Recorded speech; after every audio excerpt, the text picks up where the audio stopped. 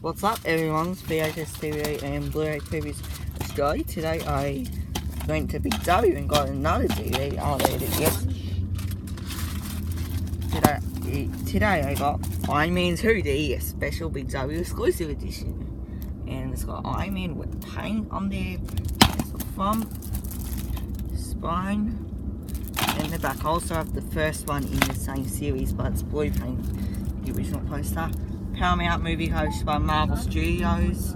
Yeah, it's got the 2010 movie. I don't mind. I think I've seen some of it on TV, but I just think it kind of is my least favourite Iron Man. I'm not too sure, but I think I kind of prefer it over. I do like Iron Man 3, but I will get that at some point. Please take this out. This weekly won't be original, it's going to be Disney. Am I right?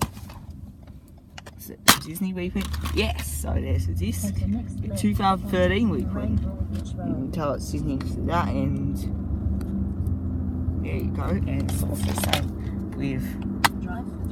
Oh, that one's already playing up in the screen there. And